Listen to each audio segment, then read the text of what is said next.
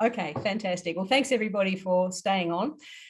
You know, you've reached a certain age when people start to ask about your memories from back in the day. So I thank Kenny and Kathleen for inviting me to speak today. Now I know I've reached that age. And despite making me feel old, I do think it's important that people who, sorry, turn my phones off.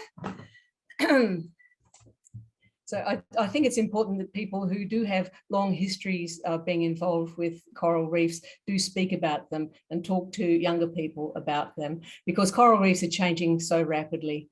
Of course, data are much more important than impressions, but the vibe of change on reefs can be lost when you only read scientific papers. So I hope that what I have to say will be of value to you. Some scientists have written about their long-term impressions of the Great Barrier Reef very eloquently. I'm thinking of people like Peter Sale and Charlie Veron, and I imagine that the ACRS book that's coming out soon also covers some of those early things about coral reefs. So the stories from the past should be collected because it's a reality check, really, because the phenomenon of shifting baselines is very real. So today I'll be speaking about my observations and experiences of more than 40 years at Lizard Island by me and Lyle, who's my husband. He'd also be presenting today if he wasn't overseas, so I'm speaking on behalf of both of us. We've been the resident directors of the Australian Museum's Lizard Island Research Station since 1990, and we've lived there for all that time. So here's an outline of what I'll be talking about today. Firstly, I'll set the scene with our history with Lizard Island. Then I'll talk about the changes that we've seen on Lizard Island reefs over those 40 years, and then spend more time on the big three stressors to coral reefs, which we've observed intimately here at Lizard Island. And then finally, to have a happy ending, I'll show you about the amazing recovery that we've had here at Lizard Island since the 4 dreadful years that started in 2014. I had intended to cover the evolution of research at Lizard Island over those years too, but it became clear that I wasn't going to have time to do that properly in this talk, so that's been dropped. So we're just going to be talking about coral reefs. So Lizard Island Research Station is the northernmost of the 4 main research stations on the Barrier Reef, and it's about an hour's flight north of Cairns. This is what the research station looks like today. Oops, sorry, I've gone too far. It didn't always look like that. It's experiencing its 50th anniversary next year. So it was established in 1973 by the museum, and so we'll be 50 when ACRS is turning 100. Lyle and I have lived there for 32 of those years, which has been a pretty amazing privilege. This is what it looked like back in the day. The original accommodation at the research station was a series of tents along the beach. Pretty rustic, but also pretty idyllic, if you like that sort of thing. And here's the original building at the research station, which those of you who know it will recognize as the workshop. Those doors here, they're the same doors that are on the workshop now. Of course, the whole thing has been rebuilt, but it's on the same slab, and the scuba tanks and scuba tank filling still goes on in the right-hand bay of that. You can see off to the left of the photo, the old cooking tents. So people used to sleep in their tents along the beach and then come here together to cook along the front here. And I think Pat Hutchings is here. She was one of those early ones who took part in those sorts of, at those times. Okay, this is people digging the pit for the aquarium pumps, which is still used to this day. Just to show you the hard yakka that goes into building a research station back in the day when everything was so much more remote than it is today. Okay, my first trip to Lizard Island was in 1982, and I sailed there with Lyle in his boat, and we were collecting echinoderms for the Australian Museum along the way from Townsville. So before that, I'd been to Heron Island as a student a few times, and so by the time I got to Lizard Island, I felt like I'd had a pretty good overview of what was going on the Great Barrier Reef. And in those days, from the late 70s up to 1982, everywhere I went was just astounding. The corals were in fabulous shape. There was nowhere that you went and thought, oh, this is a bit ordinary. It was all amazing. And when I got to Lizard Island, Lyle and I were lucky enough to be the last ones to sleep in tents along the front of the beach. There were 4 houses, there were 4 visitor houses at that stage, but 3 of them had been newly built that year. And so we were the last ones in the rustic tent along the beach. Looks like a pretty idyllic lifestyle. And you can, if you like that sort of thing, you can see why we were attracted to spending the rest of our lives there. My next trip after that trip in 1982 was when I was doing my own PhD. We lived in Darwin at the time and it had our boy Alex, and we came up for some field work for my PhD. And I've put this in really just to show that it's great that the Australian Museum and the research station at Lizard Island has, for most of its history, allowed children to come along and be part of research with their parents. And I think that's a really important thing that needs to be done to keep particularly young women in the field. So it's a good thing. And we brought our boy up there from when he was 4 years old until he went off to boarding school at age 14. So getting to the coral reefs now, this is the lagoon, one of the lagoon reefs at low tide, obviously. I think it's Loomis Reef. You're looking from the research station back up towards North Direction Island. And you can see that that reef is in pretty good shape in the intertidal. It doesn't look like that anymore, unfortunately. And here is a photo from 1982 showing the one of the reef crests on the outer side of Lizard Island. And it also is in great shape. It's a pretty awful photo, and it's one of the best that we have. And that just points to the importance of digital photography in current coral reef science, because it's really hard to learn to take underwater photographs when you only have 32 shots on a roll and you have to send that roll off and it's away for 2 weeks and it comes back later, and you can't learn from that. And so our photographs from the early days underwater are pretty terrible. But the point of showing this one is that the reef is in good shape here too. There's plenty of live coral, lots of diversity, and that is my memory of it. From long before 1982, when I went to Heron Island, up until not until very long ago, reefs looks like this. They were fabulous. They had loads of living coral, and there was loads of diversity. So during that period from 1982 up until 2011, there were two major impacts on coral reefs around Lizard Island. One was a crown of thorns outbreak that started in 1993, and the other was the first ever summertime coral bleaching that had been seen at Lizard Island. And I'll talk about both those things as we go on. From 2011 to 2017, that short period saw unbelievable upheaval at Lizard Island. It was just extraordinary what happened. So these are the things that have happened at Lizard Island in that period. Sorry, I'm busily chasing a thing around the place here. Okay, in 2011, we had another COTS outbreak. This was the second one that Lyle and I had lived through at Lizard Island. And then in 2014, began a series of 4 years of utter disasters. So in 2014, we got the first Category 4 cyclone that had hit Lizard Island ever since the research station had been there. Then in 2015, only 11 months later, there was another one. Both caused massive destruction. Then in 2016, we had the massive coral bleaching that everybody here knows about. And in 2017, there was more bleaching. The temperatures around Lizard Island were equally bad in 2017 as they were in 2016, but the damage had already been done in the previous 3 years. And really there was nothing left to kill by 2017. It was extraordinary. Okay, I'm going to show you a timeline of things that have happened at Lizard Island. The greyed out bit on the left is when Lyle and we haven't observed it with our own eyes, but we've had reliable stories and things in the literature. So if we hit this button, it'll come up. So there was a crown of thorns outbreak in the middle 70s, waiting.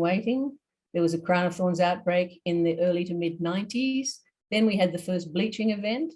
Then we had another bleaching event in 2010, another crown of thorns outbreak, and then we had cyclone, bleaching. 1 year, summer, free of disasters, bleaching.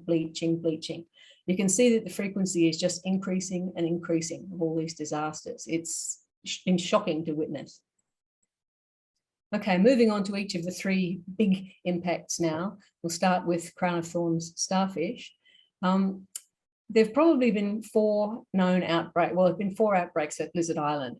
The one in the early 1960s we can only infer because that was the first known on the Great Barrier Reef, and that was from further south at Green Island, and everybody got all worried about crown of thorns. It's almost certain that that outbreak also happened at Lizard Island earlier than at Green Island. Mid to late 70s, there's plenty of evidence that that occurred, but we don't have very good dates for it. There's plenty of photographs of crown of thorns in the research station's photo archive. And in the literature, there's mentions of it too. But as I say, no firm start and end dates at Lizard Island. Then the last two, Lyle and I have been there for their durations. We watched it start in 1993, continue through to 1998, stopped quite suddenly, started again in late 2010 and continued on to 2015. We've noticed that the outbreaks persist for about 5 years at Lizard Island. That's on the basis of the two that we have personally observed. And we know the way that they build up is reasonably slow, a bit like the frog in the pot. You know, there's the normal number of crown of thorns in between outbreaks is very low, but it's not unusual to see one or two either. You know, they're always there. They're a natural part of the environment. But as time goes on between outbreaks, you start to see a few more and all of a sudden it seems like there's an outbreak happening. So it starts quite slowly, but the end actually happens quite quickly. And that's really based on a data point of one, the 1990s outbreak. We saw that happen. There were lots and lots around. All of a sudden the numbers crashed, and I'm sure that Morgan Pratchett will back me up on that. And his team's work seems to indicate that it's a disease that goes through. They haven't eaten all the coral by any means, but all of a sudden they start dropping off and there's very few numbers of crown of thorns anymore. The following outbreak started in late 2010, 2011, and it survived the first cyclone and the second cyclone. So many corals died, the crown of thorns was still there. But then in 2015, that population also crashed. So it's sort of mixed up by having had the cyclones and all that coral death. But again, that outbreak also lasted for about 5 years at Lizard Island. After the outbreak crashes, the corals actually seem to recover quite quickly. And the branching corals like this in particular, not so much the plate corals. And of course, the plate corals are favourites of the crown of thorns, but they also like these branching corals. And what we noticed was that the crown of thorns generally eat at the base of the corals, and that the corals can regenerate themselves by growing down over the eaten area relatively quickly, as you can see here. Somebody once described that to me quite nicely as like it's pulling on a glove of fresh coral tissue growing over the horrible algae-coloured skeleton. And we see that happen a lot. We've got some other observations about crown of thorns too that are interesting. It's amazing how much we still have to know about crown of thorns, considering how much energy and resources and intelligence has been put into them. It's sort of a thing that crown of thorns don't occur on the outer barrier reefs, on the northern Great Barrier Reef, but this is a photo showing that they do. This was taken in about 2000, and this, interestingly, this was between outbreaks on the mid-shelf reefs. So this is the biggest crown of thorns outbreak I've ever seen in my entire life. It was massive. Okay, these outer barrier reefs are separated from each other by deep channels with swift currents that flow between them. And when we saw this one, we were interested to know if the crown of thorns were on the neighbouring reefs. And so we checked them out and we went back and looked later. And this outbreak never went anywhere. It was on this one reef and it didn't extend onto the reefs north and south. So, you know, it's just a weird thing. We still have so much more to know about crown of thorns starfish. Okay, moving on now to the second of the big three stressors. Is cyclones, and this shows the track of cyclones in Queensland that have impacted the Great Barrier Reef in the 40 years between 1969 to 2009. And you know, as I say, we've lived on Lizard Island for 32 years, and almost every year we've had to pack up the station because a cyclone was forecast. Usually they go away, they don't even come near Lizard Island, but you have to go to the effort of packing up. Sometimes they do hit or tangentially hit, and when they do, the impact can be, you know, you have to clean up, corals get turned over. Cyclone Ivor, before we got there in 1990, it caused some severe damage on the outer Great Barrier Reefs. But in fact, my impression of cyclone damage is that it's long periods of time between them, and especially between severe ones. So we had our 2 Category 4 cyclones only 11 months apart. And as I said, there had never been a cyclone of that strength recorded in the Lizard Island area before. There had been a massive one in the early 1900s that passed way to the north, but at Lizard Island itself, there's no record, as far as I've been able to find out, of a severe cyclone before these ones hitting the island. So the damage they caused was considerable on land. We didn't lose any buildings, but it was a massive cleanup job. This graph has been prepared by people from AIMS, showing all the cyclones that have impacted the Great Barrier Reef from 1971 to 2014. And you can really see how it reflects our impressions that you can have lots of low-level cyclones and not so many big cyclones. And just have a look at where all the big cyclones are. The earliest Category 5 one is in 2009. And then if we add 2 that have happened subsequently, Cyclone Nathan that hit Lizard Island in 2015 and Cyclone Debbie that hit the Whitsundays in 2017 would also join this group. So to me, this is a clear climate change signal that we are getting more cyclones that are of high intensity. And the high intensity cyclones are the ones that really bash up the coral reefs. The smaller ones, yes, they cause localized damage, but these ones, it's extraordinary, the damage that they cause. I'm going to show you some of that now. First, just some more happy snaps of what happened at the research station over these cyclones. Massive, cleanup job, but not as bad as what was underwater. Okay, Cyclone Ita hit Lizard Island almost dead on, and it got the entire perimeter of the island, apart from the little bit between South and Porphyry Islands down here. It stripped the corals off this entire perimeter down to here. So there was basically nothing left. There was encrusting corals left. There were tiny corals left that didn't catch the waves. And there were some big parietes coral colonies and stuff that were just too well held on to be ripped off. But by and large, the entire perimeter was bare coral pavement. It was extraordinary. And then when Cyclone Nathan came the next year, it got the bit between South and Porphyry Islands. So the whole perimeter of Lizard Island was basically stripped by those 2 cyclones, back to bare rock. We were thought, oh, thank goodness, we've still got the lagoon. It was slightly protected by the reefs on the outside. Lots of sand shifted around, lots of branches broke off, but still there was living coral there that would survive to reproduce and grow itself, or so we thought. So this is an example of a cyclone damage from those cyclones in a very sheltered location. You can see that branches have been snapped off, but hey, it's going to live, it's going to reproduce. And in a less sheltered location, even big plates still had living tissue attached to them. And in the right circumstances, they could continue to grow and certainly reproduce. On the perimeter, where it was back to bare rock, we saw quite an interesting succession, I suppose, of algae. Very, very quickly, this green filamentous algae started to come in. And this is the photo shows quite short bits, but it actually was up to 15 to 20 centimeters long. So it became quite long, this algae. And then a few weeks after that, the fish had been to work clearing up the green algae, and we got a red algae, which I think is called Jiigurru, came in. So, and then after that, the fish got rid of that too, presumably. And, it's great that we've got a, healthy population of herbivorous fishes to clean up after that sort of impact. But it was really quite amazing to see how quickly that developed and then was cleaned up by the fishes.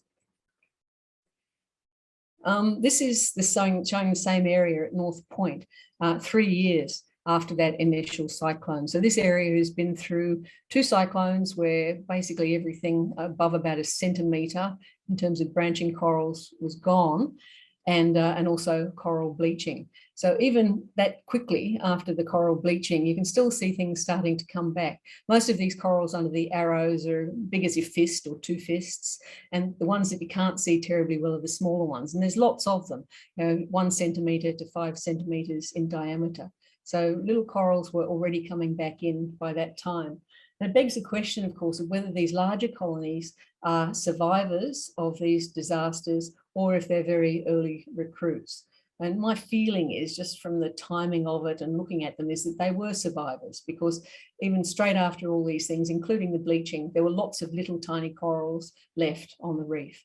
And I think that these are the progeny of those. And it's important to know where they came from, because, you know, obviously it affects their genetics if they've lived through these disasters, or if they've been, you know, larvae who've, you know, developed from larvae that have come in from elsewhere. There are research projects going on at Lizard Island at present, which are developing the data to answer these questions. So I'm sure it's one that will be answered. And then, of course, there were lots of little colonies. These are the little ones there. This is probably, you know, 3 centimetres across. These, to me, seem to be later recruits, but I know there is a theory out there that there's a seed bank on reefs, and that small corals can lurk there waiting for their chance to get a chance to grow. So maybe they're from that. And I hope that we, you know, the projects that are ongoing now will provide the data to resolve that. Okay, we've already talked a bit about the bleaching, but this is the biggie. Even if we had not had those 2 cyclones, the amount of living coral at Lizard Island now would probably be about the same as we have, because the bleaching just killed everything. And so, you know, it was just extraordinary. As I said, the first bleaching event in summertime that's been recorded at Lizard was in 2002. Not 1998, where it was recorded first on the Great Barrier Reef overall. Lizard missed that event, which was good, but we saw it in 2002. There was also an event in 2010, and we saw these 2 at the time and thought, oh my goodness, it's happening, this is terrible. But in fact, those 2 early events weren't terrible at all by comparison with what was to come. Most of those corals survived. It was horrible to see, it was interesting to see, but there was not a lot of mortality from those events. And then we got to 2016, and I don't have to tell you guys how bad that was. It was unbelievably bad. We lost just about every acropora there was at Lizard Island at that time, and many, many other kinds of corals too. The ones that survived were parietes, but they suffered partial mortality. I'm not going to go into the details of that now, but it was pretty comprehensive. 2017, as I said, would have been just as bad, judging from the temperatures that we had, but there was nothing left to kill by that time. Then we had 2 years of respite. There was nothing bad happening in the summers of 2018 or 2019, but we had bleaching in 2020, we had it in 2021 and 2022. So, you know, it's just happening more and more frequently. All the 3 last events have been pretty widespread, and they were starting to get pretty bad. But in every case, the weather changed in the nick of time before things started turning up their toes. So it was, you know, it was luck that we didn't have another major bleaching event in any of the last 3 years. It's terrifying how quickly these are coming. It's almost every year now. Just running through a few photos from that 2016 bleaching, the fluorescing stage and corals going white, more white corals among the blue coral on Loomis Reef. And here's the temperatures.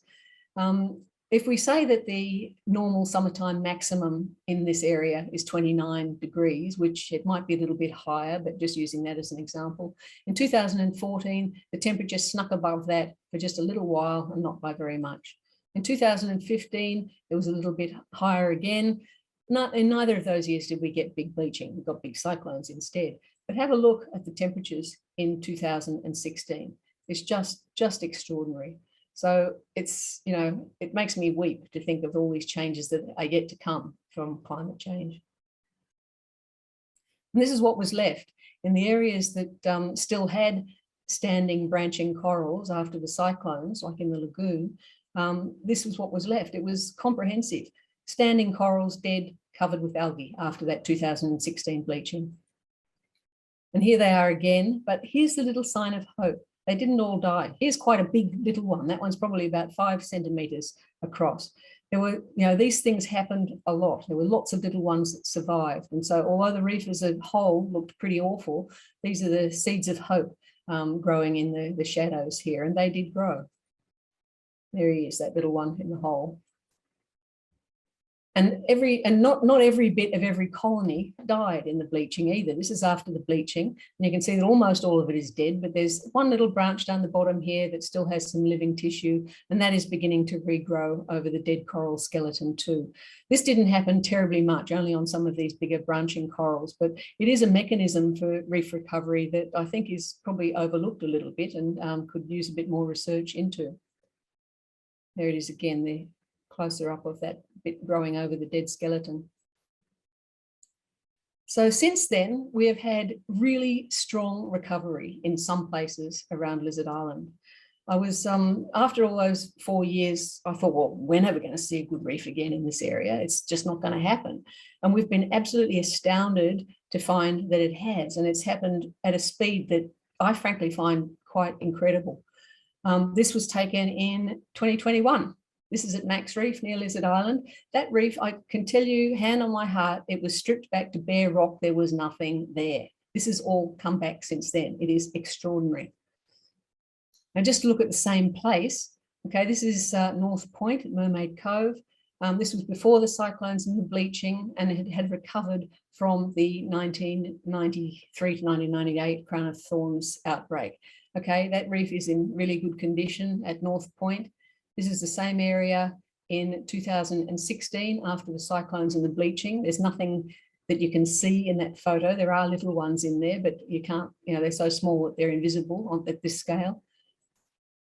And here it is in 2018. The recovery is starting to become obvious. There's lots of little signs of hope everywhere. Oh. And then here it is. This was just the other day, looking down on it. That is huge coral cover. It's amazing, and it's a really great place to go now. I need to point out that it's not happening everywhere, and it hasn't happened where it has happened at the same time. So it's taken place over a few years, and some places just seem to be a year or so ahead of others. So the first areas that came back were North Point up near Mermaid Cove, and Clam Garden in Watson's Bay, with the 2 stars on them on the map, and also 2 nearby reefs, McGillivray Reef and North Direction Island, which are each about 5 nautical miles away from Lizard Island. So those were the first 2 places that came back noticeably. Then after that, places like Big Vicky's Reef to the western part of the lagoon, and then that reef between South Island and Palfrey Island, they've come back really, really strongly since then. And also Cod Hole, an important tourist site on Ribbon Reef number 10 on the outer barrier near Lizard. Then finally, the most recent areas to be starting to show some good coral growth are the lagoon entrance, Pigeon Point on the eastern side of the island, and Bommy Bay on the northeastern side of the island. So there's plenty of places now around the island where the corals are looking pretty good. You'll notice that there's no stars in the lagoon. The lagoon is really lagging behind all these outside areas. And I'm really interested to see when the corals are going to start recovering in there. I hope it's soon. And of course, more stresses are going to come. I mean, we've had 3 bleaching events in the last 3 years, and it's just been a luck of the weather that they haven't progressed to coral mortality. This is going to go on and on and on, unless we do something about it. As you all know, I don't need to make these arguments to this audience, but it's pretty sad and amazing to see what's happened. Now, the resilience that is still in the system is clearly great, but how long is that going to last? So this is McGillivray Reef not very long ago, just the other day, where it was bare rock a few years before that. So I like to leave you on a happy note, but also obviously a warning note that things are going to get bad again in future. And I'm hoping that we have time for some questions, and that you have plenty of questions for me. Very much for that, Anne. That was a wonderful presentation. It was really good to see some of those early photographs of setting up the research station.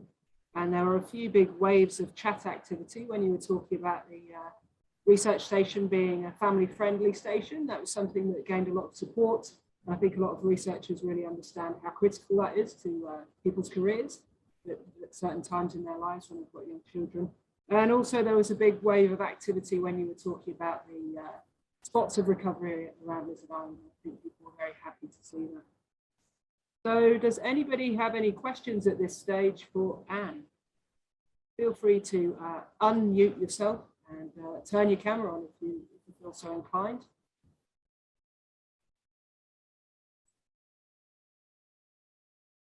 Okay, let me just see. There's a lot. Hopefully, Anne, that you'll be able to read through the chat afterwards, because there's a lot of support in there. Positive comments about your talk. Anybody got any questions? Okay, well, I'll get us started. So start thinking about your questions, guys. I shall ask the broad question. Anne, you said you've been at the research station for 32 years with Lyle, and you raised Alex there. And it seems to me like you have gone through a lot in terms of bleaching events and POTS attacks and cyclones. And I'm wondering if you could sift back through your memories and pick out what has been your highlights of those 32 years. Oh, there have been so many highlights, truly. I've seen a humpback whale moments after it was born. That was incredible. Everybody on the island saw it that day. I've seen pods of false killer whales hunting and swam by me with a trevally in its mouth. Probably some things that are a bit sadder are things that we don't see anymore that we saw early in our time here, which were great bait balls of bait fish with sharks underneath them and birds above. I remember seeing 2 of those in the early years that we were here between Lizard Island and North Direction Island on a really calm day. Masses of birds working this bait school. Underneath it, grey reef sharks, trevally nailing the bait fish. Then under that, the grey reef sharks nailing the trevally. And then underneath that, the great big sharks, several of them way down there. Unbelievable to see and drift through. And I've seen that exactly twice in my life. And both of those times were in the 1990s. Haven't seen it since. I still go out as much as I did then. So I think it doesn't happen anywhere near as frequently anymore. And probably the most amazing thing that I've ever seen was with Lyle in 1982 when we were here on his boat. We were out near the Outer Barrier Reef and we saw a stream of spinner dolphins swimming past us from north to south that was hundreds of meters wide, and it went past at top speed for 20 minutes to half an hour. It was just, there were thousands and thousands and thousands of dolphins, and it was unbelievable. And I've never even heard of that happening at any other time. So yeah, we've been really privileged to see some amazing things. Wow, thanks for sharing those memories, Anne. You're making me think I should get away from my desk more. All right, I can see that Dave's got his hand up, so why don't you ask the question, Dave? Thanks, Anne. That was absolutely wonderful. And I think if I hadn't gone into marine biology, you've just sold it for me, hands down, without question. And what I wanted to ask is, there's obviously been a lot of use by the media of Lizard Island, I guess, over the past few decades to really sell the challenges and the successes of the reef and how it is an emblem for Australia on the world stage. I wonder if you could tell us a little bit about some of those activities and kind of how important that's been perhaps to the station. I think we just do our bit there, really. I don't think it's of any great importance to the station at all. People approach us for comment because, you know, it's a place where there's a lot of research activity, and it's a place where a lot of things have happened. But you know, I think that's the reason that people approach us. I don't think it's had any benefit or detraction from the research station at all. Thank you.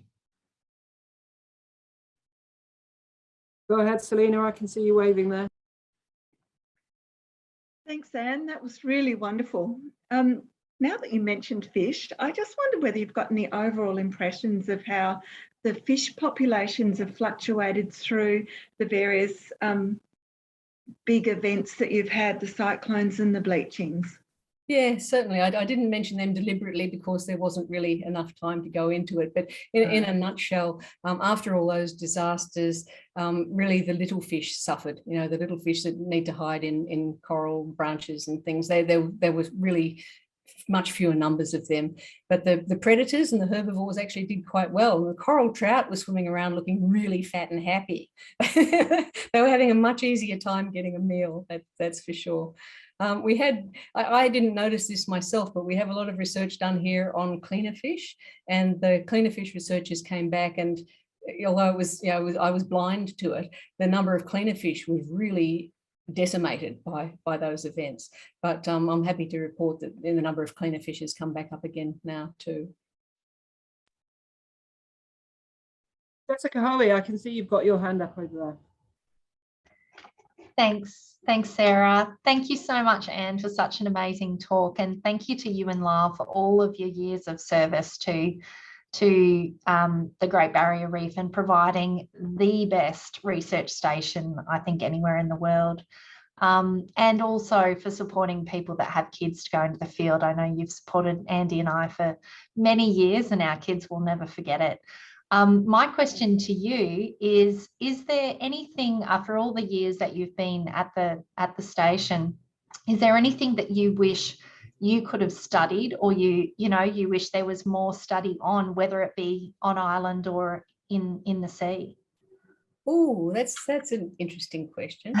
In terms of me studying it, no, because when we came to Lizard Island, Lyle and I decided that we weren't going to try and continue our research careers. It could have been possible, but if we decided before we came that we weren't going to even try to do that, because I think you'd just do both things half-heartedly, or not half-heartedly, but you wouldn't be able to give your full attention to either. And so we chose to put our attention into running the research station, and that's what we've done. So no, I don't feel any frustration or wish that I'd been able to research things myself. I think I alluded in the talk to something that I think could benefit from more research, and that is regeneration of corals from existing bits of living tissue, even tiny ones on corals. I mean, there are things in the literature. Guillermo Diaz-Pulido has written a paper about it, and there's a talk of phoenix corals in some publications, but it's not a big deal when people are talking about regeneration, is how the corals tend to recover dead skeleton. So I would like to see more research into that.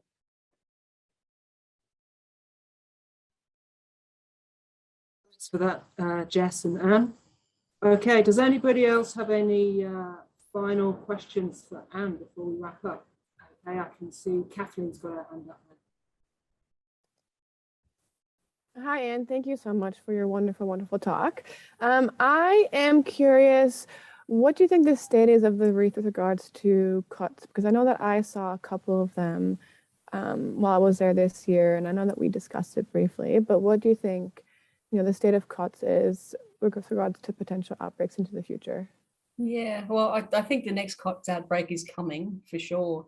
I didn't mention it in the talk, but the timing between the outbreaks that have been observed here at Lizard, and it's a very low number of data points, but it seems to be 14 to 17 years between outbreaks, and it seems to be pretty regular, and they're not well correlated with flood events and stuff like that. So, my feeling is that they are episodic events.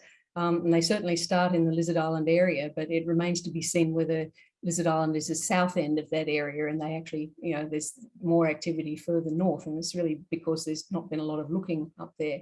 But I do believe that the next outbreak will start here within the next few years, and I agree with you that the number of COTS is slowly starting to build up again. I see a question's just appeared in the chat from Pat Hutchings. We can all guess what that question will be about.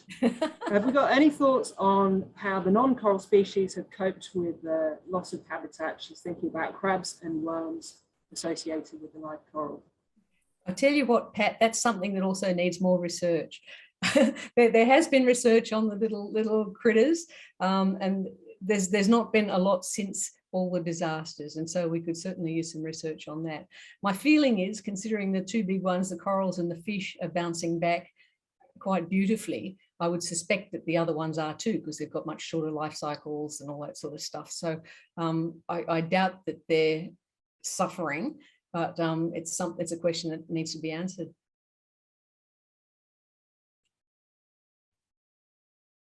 All right, is your hand up again, Kathleen? All right, we'll finish on a quick one then. I have another question. So obviously your talk has been focused on the marine environment completely, which completely makes sense. But I'm curious, have you noticed any changes on the island itself above the water potentially? Yeah, I didn't have time to mention it. It wasn't marine, so I didn't. But the one thing that we have noticed a lot is sea level rise. I mean, you know, we're living here the same as, you know, we're experiencing here the same as people in the Torres Strait and the Pacific are experiencing with sea level rise. Those photos that I showed in the beginning of the tents on the beach, to begin with, they were set 5 to 10 meters back from the strand line. You know, they were on the beach, but there was a little, you know, you had to walk across all the casuarina needles to get down to the beach. In the time that we have been here, we have seen the beach encroach backwards to reveal the edge of the concrete slabs that those tents were erected on. And then we've seen them move back the 3 or 4 meters for the width of those coral slabs, and sorry, those concrete slabs, and then beyond that. So I reckon that the sea level on our beach out front of the research station is back by at least 10 meters and maybe as much as 25 meters from where it used to be. And it's relentless. It just keeps going on. Every year the beach comes back. And so sea level change is a big thing too.